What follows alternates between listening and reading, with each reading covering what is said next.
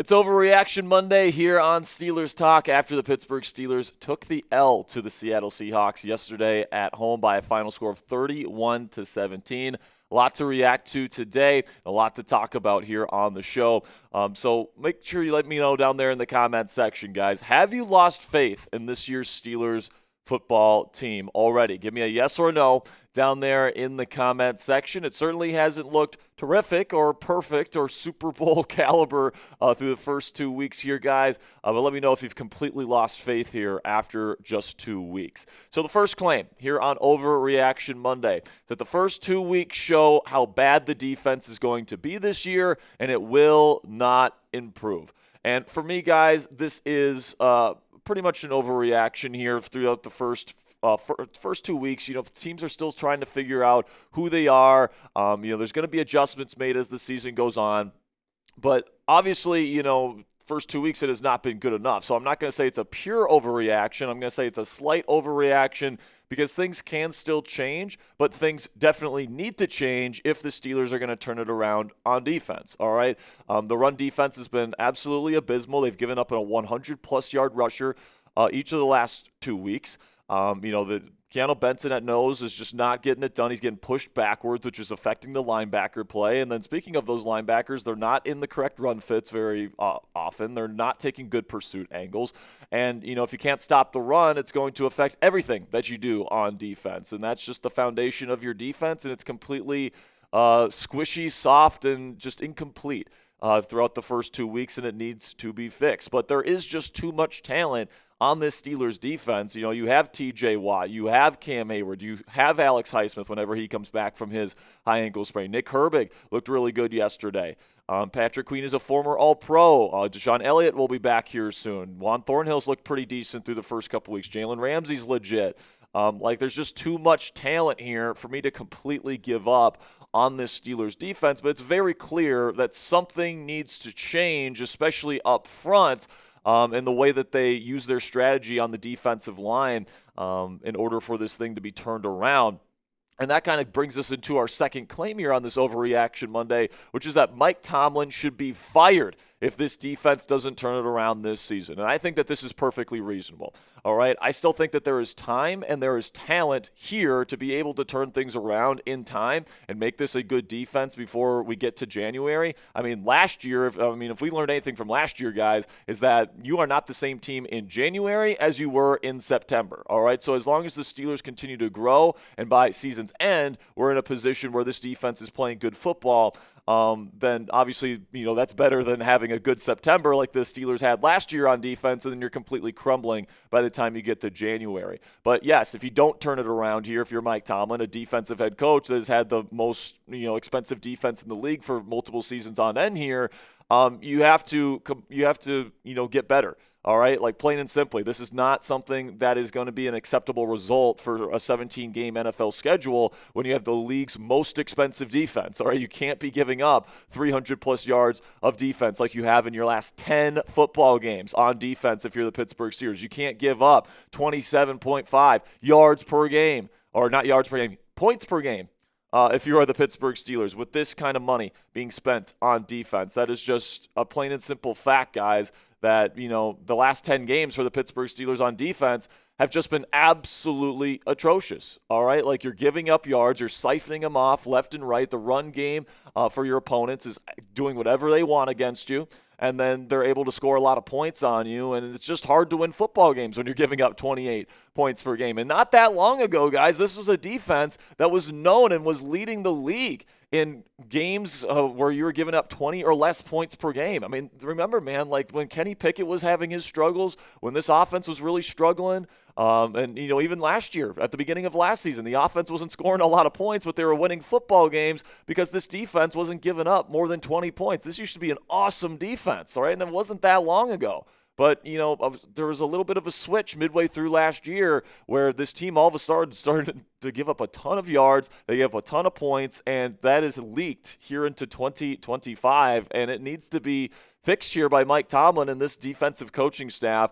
And he still does have time to do that, and he still has talent to do that here in Pittsburgh, all right? Like, you still have Jalen Ramsey and T.J. Watt and Cam Hayward, and, there's still a lot of really high-end talent here in Pittsburgh. So if Mike Tomlin and Terrell Austin and these guys can switch something up, if they can, get things turned around, they can absolutely save their jobs. It's certainly not a done deal that the Steelers are going to be firing Mike Tomlin at the end of the season here. But time is definitely running out for Coach T because he's a defensive head coach. This has been one of the worst defenses in the National Football League over this last 10-game stretch, despite having some really high-end talents on this roster.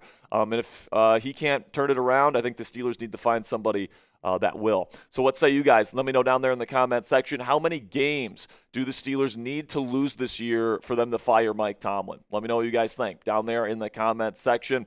This will be the pinned comment on today's show, so YouTube's going to throw you an ad break here in just a couple of seconds, and I'm going to tell you about our sponsor today at Prize Picks. While I'm talking about Prize Picks today, let me know how many games the Steelers need to lose this season in order for the Steelers to realistically fire Mike Tomlin. And with that, let's have a word from our sponsor today at Prize Picks. And you and I, we both make decisions every single day, but on Prize Picks, being right can actually get you paid. Don't miss any of the excitement this season on Prize Picks, where it's good to be right. Football season is finally here, and you better believe I'm going to be getting my Prize Picks lineups in all season long. Prize Picks is simple to play. You just pick more than or less than on 2 to 6 player stat projections, and if you get your picks right, you could cash in. PrizePicks also puts their users first, so all withdrawals are fast, safe, and secure. PrizePicks also offers Venmo, Apple Pay, MasterCard, and more for quick and easy deposits into your account this football season. And a new feature from PrizePicks that I absolutely love is injury reboots. If one of your players leaves the game in the first half and doesn't return, PrizePicks will not count it as a loss. So we can take a look here at my PrizePicks lineup for Monday Night Football tonight. I'm going to take the less on Bucky Irving rushing yards, the more on passing touchdowns for C.J. Stroud, the more on punts from Riley Dixon. I'm going to take the less on punts for Tommy Townsend. So you guys can get your lineups in before tonight's action. You got 2 football games tonight on Monday Night Football. So download the app today. Use code CLNS to get $50 in lineups after you play your first $5 lineup on the Prize Picks app today. That's code CLNS to get $50 in lineups after you play your first $5 lineup on the Prize Picks app today. Prize Picks, it's good to be right. Sticking with the defense here with our third claim on this Overreaction Monday, which is that T.J. Watt is officially washed, and it was a mistake to pay him this offseason. Now, for me, guys, this is an overreaction for now, all right? I think TJ has actually looked pretty decent on film. He's affecting the quarterback. He is definitely impacting the run game. Teams are running away from him because he is still an elite run defender. But plain and simply, guys, if the rest of the unit isn't doing their jobs, it's not – T.J. Watt can only make so much of an impact when the middle of the defensive line is giving up as much ground as they're giving up. When the linebackers are out of position, there's only so much T.J. Watt can do when teams can run away from him and get away with it. And even though he doesn't have a sack through these 2 games, he is getting pressure on quarterbacks. He is looking pretty explosive in terms of his first step. So I do think that the production is eventually going to get there. But plain and simply, guys, 0 sacks in his last 6 games. And I understand that he finished last season injured. But, 0 sacks in the last 6 games for, one of the highest paid non-quarterbacks in the NFL, over the next several seasons, not just this year, but over the next several seasons, it's just unacceptable, man. And, you take a look at what he was able to do yesterday here, 2 QB hits, 4 tackles, but no TFLs yesterday. And obviously no sacks. So, he just needs to make a little bit more of an impact in the stat sheet. I do see it on film where, he's still, looking like T.J. Watt out there. It's just that teams are making a very conscientious effort to stay away from him, getting the ball out quickly. Of course, the secondary not holding up in the back end, allowing quarterbacks to get rid of the football quickly is contributing to that. And, because of that, the Steelers just haven't had a lot of sack production, even though they are blitzing a lot. Quarterbacks are getting the ball out fast versus the Steelers because they can. This secondary has not been able to hold up in pass coverage. And if they do in future weeks, I think that T.J. Watt will have a chance to make things happen and fill up that stat sheet a little bit more. So I will say that's an overreaction for now, but there's no doubt about it. Your $40+ million per season edge rusher needs to fill out the stat sheet more in the weeks to come. Claim number 4 here, guys, is that the Steelers' offensive line is once again not good enough and will hold this team back once again. And, unfortunately, right now this looks like it is the case, all right? It certainly looks like that this offensive line is once again holding up this Steelers offense. They're not able to protect the quarterback. So I'm going to say it's somewhat reasonable because there's still time to turn it around and for this group to mesh like we talked about with the defense. You're a different football team in January and December than you are in September. And, this team is going to grow and evolve and do all these different things throughout the season. And hopefully this young group continues to mesh, build that chemistry, get that experience, and they improve as the season goes on. And if that happens, there's a legitimate chance that this offense could be pretty darn good, in my opinion. Aaron Rodgers had some pretty nice throws yesterday on the film. Despite the offense, and the offensive line not protecting him all that well yet again. But plain simply, guys, Pittsburgh is screwed this season in terms of their Super Bowl hopes if the offensive line doesn't play better. I talked about it in my post-game show yesterday.